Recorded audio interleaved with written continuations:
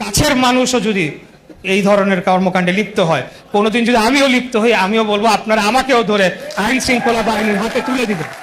বাংলাদেশে কোনো ধরনের অরাজকতা, আইন শৃঙ্খলা হাতে তুলে নেওয়া এবং কোনো ধরনের অপরাধমূলক কার্যক্রম এবং জনগণের, সাধারণ নাগরিকদের অধিকার হরণ করার কোনো ধরনের প্রচেষ্টা আমরা বরদাস্ত করব না। আমরা সেটাকে রুখে দাঁড়াবো ইনশাআল্লাহ। ঠিক আছে, আপনারা সবাই এটা নিশ্চিত করবেন আপনারা স্ব এলাকায় যাতে কেউ ওই ধরনের কর্মকাণ্ডে লিপ্ত না হয়, আর আমাদের দলীয় কেউ যদি হয় তাকে আরো সবার আগে প্রতিহত করতে হবে। আর আমি বক্তব্য দীর্ঘায়িত করব না, আমি আপনাদের প্রতি এই আশ্বস্তটুকুই করতে চাই, নারী, পুরুষ, মহিলা, শিশু, অতএব সকল যারা জনগোষ্ঠী আমরা রয়েছি তাদের নিরাপত্তার বিষয়টি আমাদের সর্বোচ্চ অগ্রাধিকার দিয়ে আমাদেরকে নিশ্চিত করতে হবে। এটাই আমাদের ওয়াদা আপনাদের কাছে, এটা আমাদের প্রতিশ্রুতি আপনাদের কাছে, এবং এটা নিশ্চিত করব আমরা ইনশাল্লাহ। এটা হলো 1 নম্বর।